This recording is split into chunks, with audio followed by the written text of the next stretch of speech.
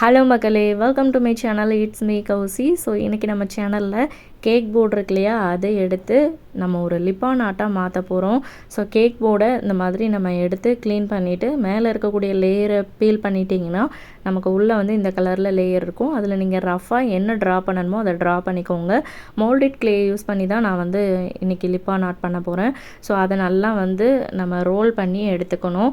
So நமக்கு வந்து கரெக்டாக நம்ம என்ன ட்ரா பண்ணியிருக்கோமோ அதுக்கு மேலே வந்து என்ன ஷேப்பில் ஃபஸ்ட்டு நம்ம வந்து அதை ஒட்டுறோமோ அந்த ஷேப்லேயே தான் கடைசி வரைக்கும் இருக்கும். ஸோ மேக்ஸிமம் வந்து எந்த ஒரு மிஸ்டேக்கும் இல்லாமல் ஃபஸ்ட்டு நம்ம வந்து அதில் வந்து க்ளூ அப்ளை பண்ணிவிட்டு ஒட்டுற டைம்லேயே வந்து நம்ம வளைவு நெளிவுகள் எல்லாத்தையுமே வந்து பார்த்து ஒட்டிக்கணும். ஸோ அப்போ தான் வந்து நமக்கு கரெக்டாக ஃபினிஷிங் எல்லாமே இருக்கும். ஸோ என்ன தான் வந்து நான் ட்ரா பண்ணாலுமே கடைசி எங்கேயாச்சும் ஒரு மிஸ்டேக் வந்துடும். ஸோ இந்த டைம் அப்படி இருக்கக்கூடாதுன்னு நினச்சிட்டு கேர்ஃபுல்லாக பண்ணிகிட்டு இருந்தேன். ஸோ இந்த மாதிரி பெண்ட் பண்ணுறப்போ அந்த நம்ம எதை கட் பண்ணுறோமோ அந்த லேயரை அப்படியே திருப்பி விட்டுட்டு ஒரு லைட்டாக ப்ரெஸ் கொடுத்துட்டிங்கன்னா அப்படியே வந்து நமக்கு நின்றுக்கும். ஸோ இப்போ வந்து ரவுண்டுக்கு தான் நமக்கு பெரிய கஷ்டம், ஏன்னா ஜாயினிங்லாம் அப்படியே தெரியுங்கிறதுனால.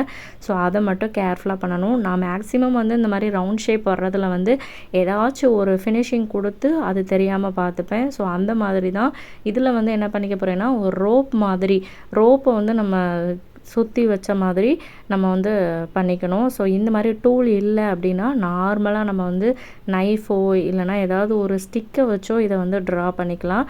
அது மட்டும் இல்லாமல் அவுட்டர் லேயரில் இருக்கக்கூடிய ரவுண்டுக்கு வந்து நான் டாட் வச்சுக்கிட்டேன். இந்த மாதிரி டாட் வச்சுட்டு நம்ம சுற்றி இந்த ஸ்டார் மாதிரி கொடுத்துருக்கோம் இல்லையா, அதுக்கும் நம்ம வந்து நம்ம மோல்டட் கிளே யூஸ் பண்ணி நம்ம வரைஞ்சிக்கலாம். ஸோ இப்போ பார்த்துக்கோங்க, நல்லா லாஸ்ட் வரைக்கும் ஒட்டியாச்சு.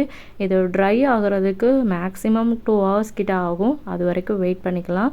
பண்ணதுக்கப்புறமா இப்போ பார்த்திங்கன்னா நம்ம கலர் கொடுக்கலாம். மேக்ஸிமம் சென்டர் பார்ட் வந்து நல்லா டார்க்காக தெரிகிற மாதிரி இருந்தால் தான் அது வந்து நல்லா ஹைலைட் பண்ணி காட்டுற மாதிரி இருக்கும். ஸோ மெஜெண்டா கலர் வந்து ஆட் பண்ணியிருக்கிறேன். அதை சுற்றி எல்லோ, அதுக்கப்புறமா வந்து ப்ரௌனு, அப்புறம் ரெட்டு, ஆரஞ்சு அந்த மாதிரி கான்செப்டில் நான் கொடுத்துருக்குறேன். அப்புறம் இது ஒரு ஸ்கையில் இருக்கிற மாதிரி கொடுத்துருக்குறேன்.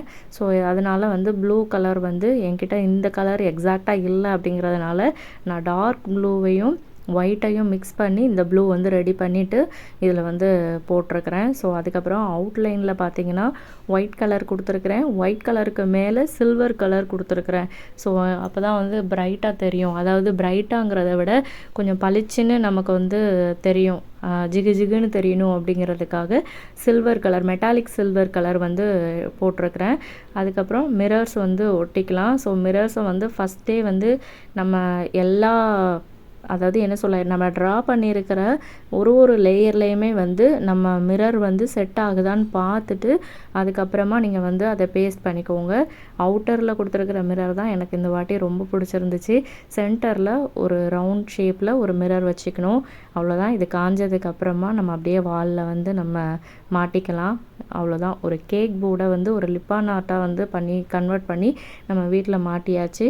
ஸோ இந்த ஆர்ட் உங்களுக்கு பிடிச்சிருக்குன்னு நான் நம்புகிறேன். மறக்காமல் சேனலை சப்ஸ்கிரைப் பண்ணிக்கோங்க மக்களே, புதுசாக இருந்தீங்கன்னா.